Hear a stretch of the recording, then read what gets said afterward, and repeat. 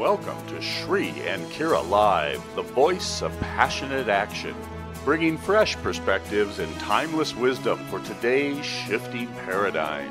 Now, it is your moment to open your mind, relax into your body and spirit as we explore the greater meaning of your now experience. Bringing wisdom, laughter, and clarity, here are Shri and Kira.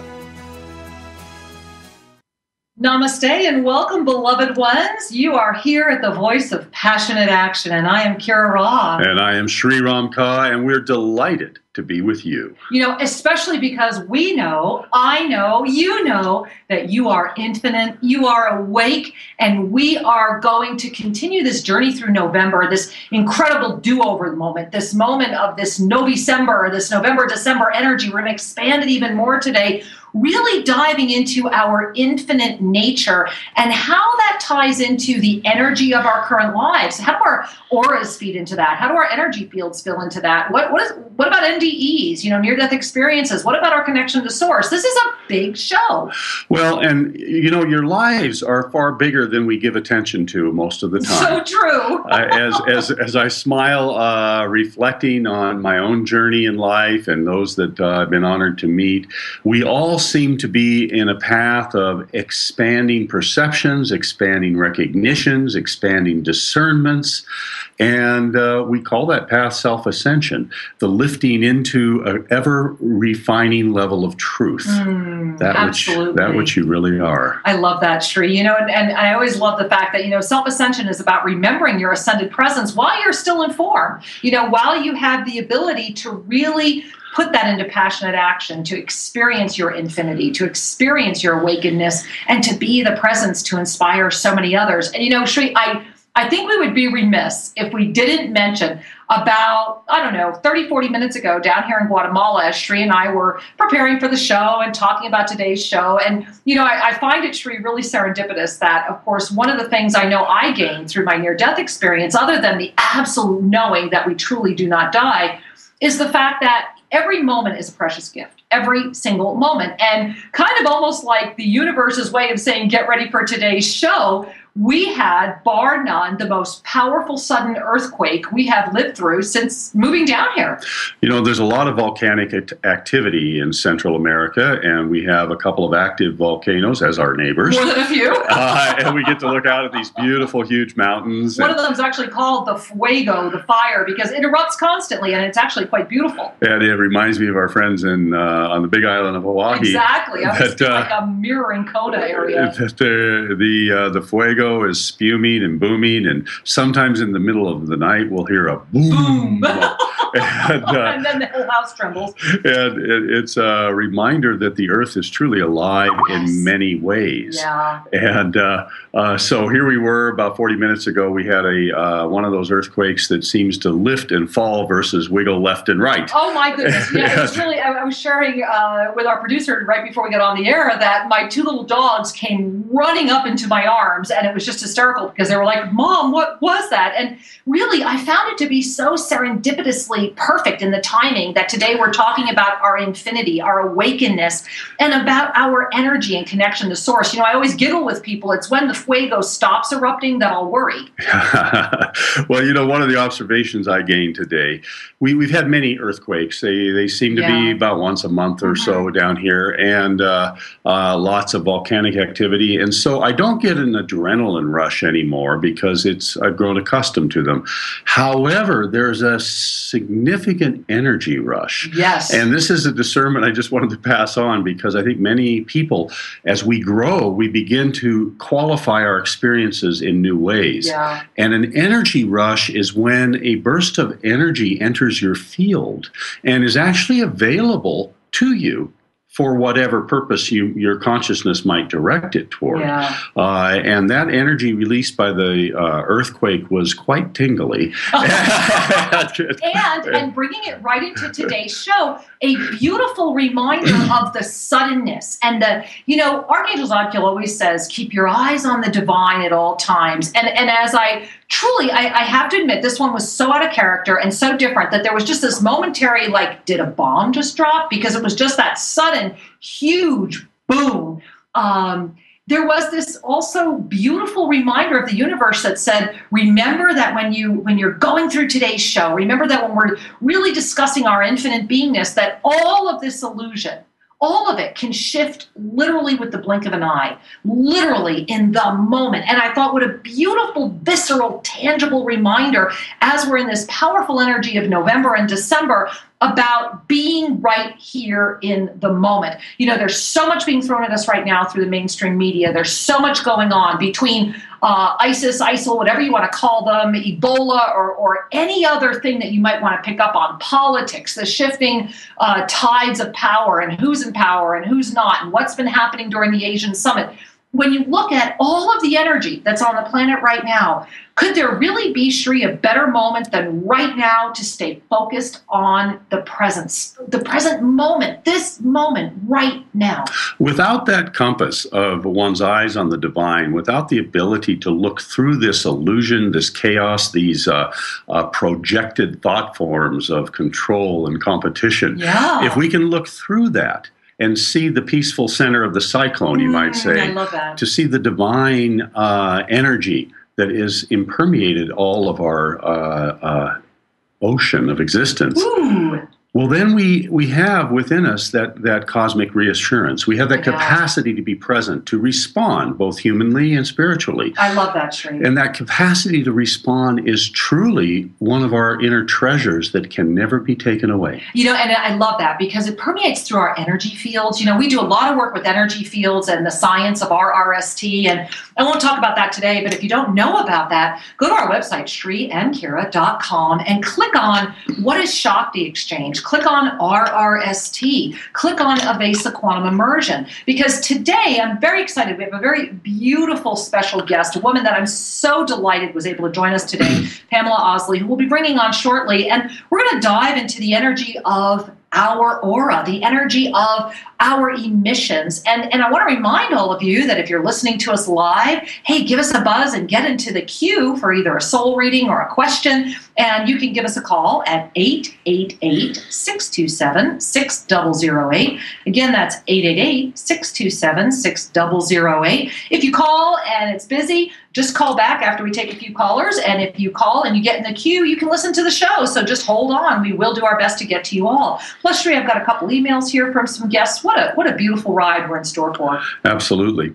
Whenever we talk about what is, it reminds us of what is not. And one of the Such things, is life in this planet. and without waxing too philosophically, remember, it's only controversial if you are on the other side of the controversy. Well, or if you're stuck in the activistic perspective, right? Yeah. That's the gift of Ascension awareness, is it gives us the opportunity to go into the passionate action. And that's a beautiful gift. And one of the things I want to remind each and every one of you is to embrace yourselves with gratitude. We are delighted that we're able to be with you today. We're delighted that we're able to share time with our wonderful guest, and that we can accept your call should you want to give us a ring. Absolutely. Because life is what you make of it. And I love that, Shri. And our energy is constantly modeling, growing, adapting. We are energy beings. We know that. Science has proven this. And there's also, I've been giggling lately at all the articles that are being written about how science has now proven that, and I love how they write this. I have to preface this by saying I love how they write this as almost like a shock, that science has proven that one human can send a message to another human only using brainwaves. And I'm giggling because there's been so much written about this lately. I actually had put some of this with some of the studies in one of our recent newsletters, which, hey, is free at shriandkira.com. Get on our list. And I love how we're catching up with concepts or with realities. I hesitate to use that word because it can be so misconstrued, but we're catching up with, let's say, truths. And that in a world that wants to prove everything, we're proving the ancient truths that for many of us, we've lived with for a long time. So it's wonderful to kind of be at a convergence of recognition where things that used to be considered kind of out there are becoming normal, and things that used to be considered non-mainstream are now being accepted. Well, that's true. That is the path of mass consciousness inching its way towards a greater alignment. And you know what? Inch by inch is a step. And maybe the inch will turn into yards as more people like our guests get out there and make themselves known. Because today we're delighted to have with us Pamela Oslie, who is an author, a consultant, lecturer, a psychic. She has a wonderful radio show in Santa Barbara, California. Hey, your old home. Well, I used to live there. We can talk about that if it goes there. And Pamela has been traveling throughout the country, presenting seminars, conducting workshops about human potential, psychic abilities, the aura. And she's a living example that we are and have greater abilities than we've been taught. And that these abilities are truly what needs to be harnessed for the next iteration of humanness. Right on. I agree. And Pamela has a book and I think another one in process. And so we're going to let her tell you a little more about that. So without further ado, let's welcome Pamela Oslie to the show. Welcome, Pam. Hey, thank you, Sri and Kira. What a great show you guys are doing. I love your optimism, your energy. This is fun. Oh, I'm so glad. And we're so delighted to connect with you. Oh, we're going to have a great time. I really like you guys, your energy, the show, what you're presenting out into the world. We need more of this. Well, thank you, and we could certainly mirror the same back to you. Absolutely. And so let's do a little introduction. You have, from what I have read, you have been actively promoting awareness of our greater capacities for about 30 years now. I know, and I'm only 21 years old. What do you think? No. Isn't that crazy how you can reach up from behind the veil? Well, I'm getting younger all the time. Yes, you are, and I have to ask, because I'm sure a lot of our listeners are already wondering, were you just born this way? Did you have like an epiphany moment? How did this start happening for you? Well, you know what? Honestly, I believe that all of us have these abilities, all of us, and we've been trained not to believe in them. And so about 30 years ago, I went to hear a psychic speak, a shaman, and he pulled me up in front of the room that night and said, okay, you've got this ability too. I want you to tell people what you see about them. And so I was shocked. I actually got thrown into the deep end of the water, right? I'm like, what? Yeah. And I was just totally amazed to find that when I focused on people, I knew specific things about them. I just noticed a shift in my consciousness, which is all we do. And it's just another state of awareness, just like we go from daydreaming to being fully conscious and awake, or conscious and awake to sleeping. They're just different states of awareness, of consciousness. And so I was shocked, but I started doing this 30 years ago. I had no intentions of doing it, didn't know I was going to do it, and but the difference is I was willing to go ahead and explore. I like moving beyond the boundaries like you guys. I like really exploring to see who we really are, not living in the box based on what everyone's training us to think. Well, I love that word that you brought up, because to me it's a fundamental quality, and that is willingness. Well, I love that, and I have to say, so I love your story that you're going to see this person, and you're like, okay, this. Well, something in you already drew you forward, well, exactly. So obviously that was your agreement. So what happened after that? I mean, did you go home and kind of ponder? I mean, you had this willingness. What happened? How quickly and where'd you go? Well, the funny thing is when this man told me that I was psychic, he said, look, you've been asking to go to the next level, and this is it. And I want to go, how did you know that?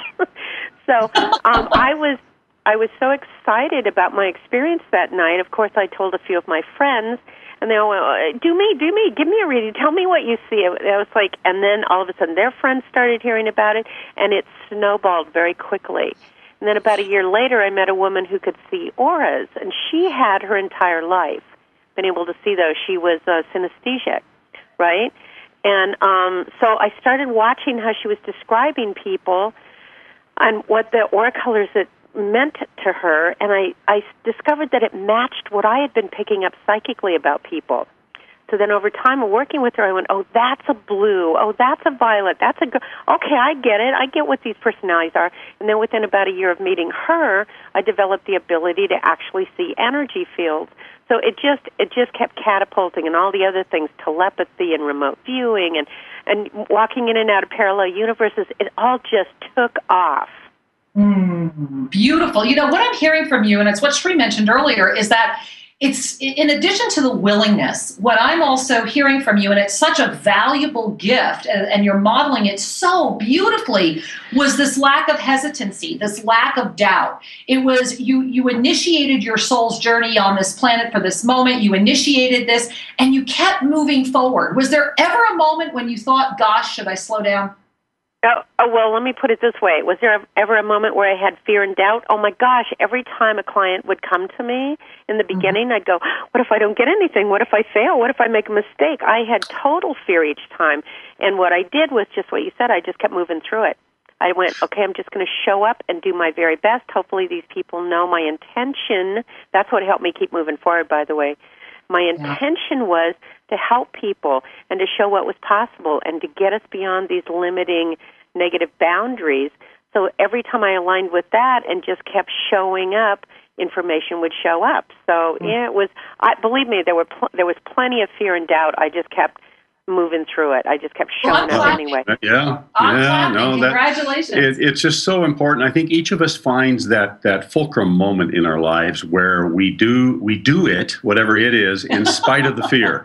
And at that moment, our empowerment takes a leap forward, because emotions are just part of the coloring of the moment, but they do not need to define your direction. Well, and I'm really loving what you're saying, because one of the things that we're chatting about today is the energy and the auras and our infinite awakenedness. We are always awake, and we are infinitely expanding. And the blessing that you're modeling for so many beings, and I'm so grateful you're doing this at this moment on the planet, is that if we give our trust to the universe and say, okay, flow through me, my emotional body might be trying to say I'm afraid. My emotional body might say, okay, what's going on here? Yet if we just breathe in and trust the universe to work through us, it never disappoints. Right, and I agree with you, and I feel like there's some part of a lot of us, hopefully eventually the majority of us, that something is actually drawing us forward. Something in us is such a strong desire to, as you say, wake up, to become more. And yes, it's always within us, but boy, I'll tell you, I can pretend to go to sleep really easily. It's like, how did I get stuck here? I was awake, and then all of a sudden I get caught in the everyday stuff, and I went, wait, I know better than this. So I believe that there's something emerging in all of us that is drawing us forward to becoming more and to becoming our full divine selves, our full potential. And so I had a choice. There's a part of me that felt like I didn't have a choice. Sure. Well, and in some places that's true. I was giggling earlier when you were mentioning about how, you never dreamed this was what you were going to be doing. And then, of course, it just became the only thing you could do. Very similar story to Shri and I. In my case, though, they had to kill me. So yours was a lot easier. You just had to show up to a seminar. Well, she had to stand up in front of the group. That's true. That could be just as hard as that's a mini death right there. I agree with that. I'll never be 29 for the first time was when I died of cancer. And as I always share with people, I was so stubborn and so refused to look at a gift that I had been born with that the universe said, okay, we're just going to help you really connect with who you are. And I believe that all of us go through this infinite connection. And I would suspect that through your journey, you've really come to this beautiful space of recognizing the infinite gift of your own beingness.